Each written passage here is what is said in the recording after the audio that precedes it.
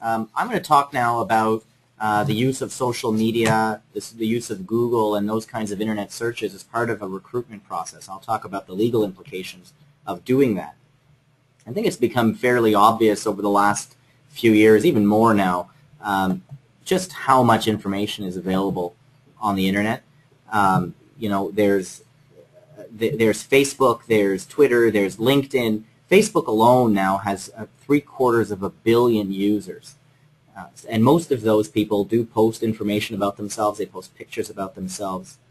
And while some of the people that use these sites are careful about privacy restrictions and about who can view the information, many people, especially younger people, if you're thinking about hiring undergrads, for example, especially young people, really don't think about those things. We've all read stories now in newspapers about people losing their jobs for posting inappropriate pictures of themselves on the internet, or talking about their employer on Facebook, things like that. So it's just amazing that what people don't think about when they start posting things on the internet.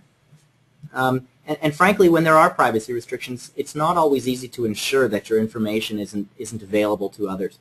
You know, and insurance companies are doing this now all the time. Their first reaction to insurance claims is to search the internet and to take a look at what's on Facebook and other websites. So if somebody's claiming that they have a disability, that they're disabled or injured, and that they're entitled to benefits of some kind, insurance companies are out there trying to find pictures of the person, for example. I mean, there was one file that we had seen in our office where a guy was claiming disability benefits, that he was totally disabled, and the insurance company found pictures of him on the internet and comments on the internet about how excited he was to be building his own house with his own two hands. So the information is out there, and you know, employers, I think, are eager to find it before they maybe hire somebody somebody who might otherwise be undesirable. In that way, this has made the lives of recruiters easier, but it can create some big legal headaches because it does take the existing law and kind of turn it on its head. I tried to find information online about statistics, how many recruiters, what percentage of recruiters or hiring managers are Googling, essentially, the names of their candidates. I didn't find anything, so I'd like to do a bit of an informal, unscientific survey now. You should see a poll on your screen that asks the question, have you ever Googled a candidate? If you could...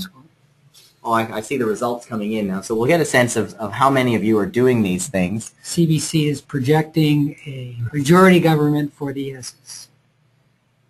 Look at that. So 73% of you have voted, and you've got 75% said yes, 25% said no. I don't know if Keith can show that on the screen. But anyways, it's the overwhelming majority of you are doing this. And so the question is, what kind of trouble can you get in for doing it? Traditionally, employers looking for new candidates knew very little about the applicants at the beginning of the process. You'd learn more about the candidate as the process went on, as you brought them in for interviews and maybe spent more time with them and had longer discussions with them.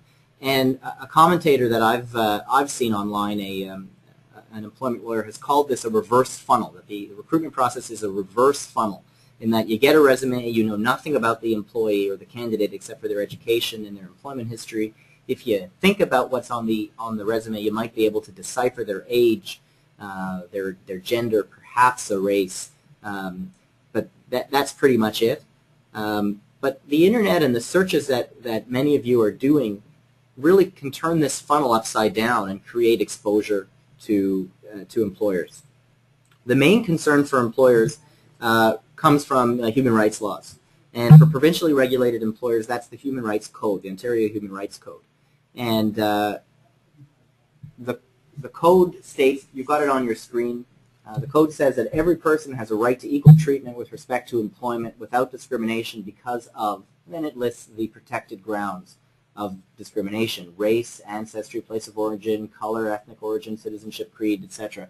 I don't need to read through them all, but the point is that people are entitled to not be discriminated against in the employment process. And these protections extend to the entire employment relationship, and that includes the recruitment process. Everybody knows that the employment decisions have to be based on merit rather than personal characteristics, but we also know that that just doesn't always happen. Things just don't always work that way. But this creates a real problem for employers, because if a complaint is made, the complainant only has to show that a protected ground of discrimination was a factor of the decision, not that it was the only reason. So even if 1% of the reason, if a judge or a tribunal were to say that a very small part of the reason for this was a protected ground, the employer is entirely liable. They're not just 1% liable or 10% liable, but entirely liable for the discrimination. And that includes, those damages can include loss of income, loss of expected income, and general damage, just a punishment type of damage number against the employer. And once they establish once they establish a prima facie case, so that it was possible, that it seems likely that a protected ground was a factor, the employer now has the burden of proof to show that they didn't discriminate, and it's a very tough burden to meet. And the human rights laws have been clear for a very long time about what you can and can't do in the recruitment process. You can't ask questions that pertain to protected grounds of discrimination. They're considered irrelevant unless you can somehow show that they're a bona fide, a good faith requirement for the job. And so some of the questions you can't ask are on the screen. You can't ask people about their age, their health, their physical limitations. You can't ask about their family status unless there's some reason why you need this information. By and large, what we've always advised our employer clients is the only things you can really ask them are they legally entitled to work in Canada? Have they been convicted of a criminal offense for which a pardon has not been granted? And are they over 18 years or over? Other than that, nothing else is, in general, relevant. Now, traditionally, employers will have gone through a whole bunch of resumes, then whittled down a list of candidates based on what's on the resume to bring in for an interview. And only then would the employer know really anything about the personal characteristics of the potential employee. But with the funnel turned right side up, we can now know a whole lot more about the person. We can know about their daily activities. We can know about any disabilities they might have. We can know, obviously, their race and gender right up front. We can know who their friends are. We can know what they do on the weekends. All kinds of things that we would never have known in the past. And of course, once you learn something about a person, you can never unlearn it. You can never know when a candidate will decide to go and make a complaint. You never know what will prompt a candidate to make a complaint. It might have to do with something that was said by the employer or the employer's representative, but sometimes these things just seem to come up with a person who's angry that they didn't get a job, or a person who feels they were mistreated even if the employer didn't intend any mistreatment. And don't think that the Google searches that you might have been doing are anonymous. If you access a person's blog or even LinkedIn page, some of these websites can track who accessed the website. And so if litigation is commenced, you as the employer, as a defendant, have an obligation to produce all relevant documents, which include electronic documents. So you could end up in a situation where you're handing over a whole stack of documents that include, undeniable proof that you were looking through all of this person's information online, their Facebook page, their Twitter page, any blogs they have. And once you get to that point, it might be pretty easy for a candidate to show a prima facie case, and then you have the burden shifting to the employer. There's also some privacy law concerns here.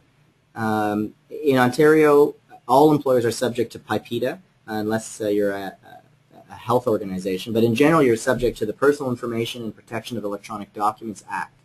And what that means is you've got certain obligations where you're collecting personal information. And I would say that searching social information, social networking sites, and the information that you gather is a collection of personal information. And so you may have an obligation to disclose to your employees that you have this information, and on request you're going to have to turn over this information to people requesting it, not just to employers but to candidates as well. Now, the law allows you to collect personal information where it's reasonably necessary for the purpose for which it is being collected. That's what the Act says. So you need to think about whether you really need to be doing these searches at all. Is it reasonably necessary for the purposes of your recruitment? If it's important for your recruitment, then fine, but if it's just curiosity, then you're probably opening up a Pandora's box that you don't want or need to go down. I would add one point, it's not on the slide, but there's a very recent decision of the Ontario Court of Appeal, it was just a week or maybe 2 weeks ago, dealing with the tort of invasion of privacy. Now this tort didn't exist in Ontario until the Court of Appeal decided it did just a couple of weeks ago. They've called it, so you might read about it as intrusion upon seclusion. I would have thought invasion of privacy is a better term for it, but that's what they've called it, intrusion upon seclusion. And it's a brand new area of law, and so we don't know how it will be applied. Certainly we don't know if it will be applied to employers in these kinds of situations, but I can certainly foresee the complaints and the litigation that will come from it.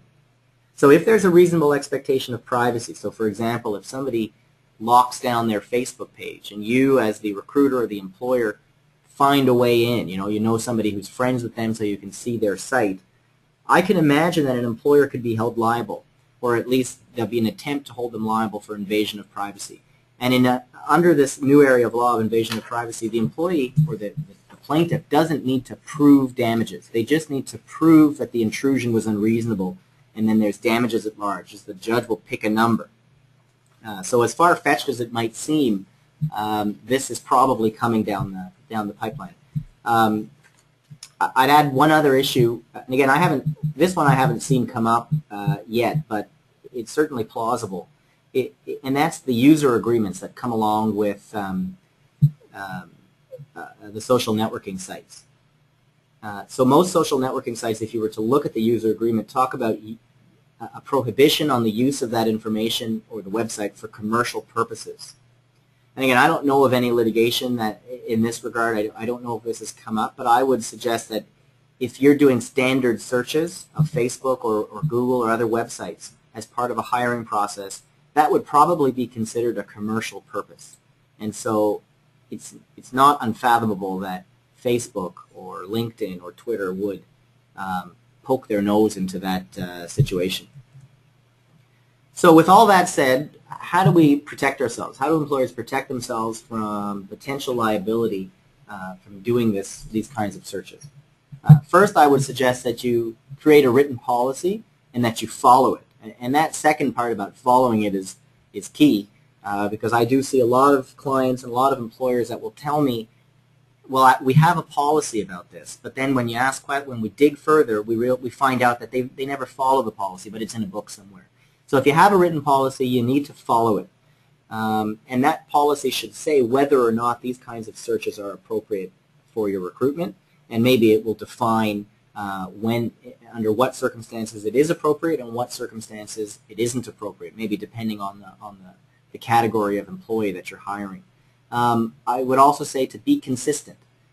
Follow a protocol and stick to it. Because if you don't follow it every time, it will be very hard if you're ever in front of a judge or a tribunal to say what you did in that particular case, especially for larger organizations.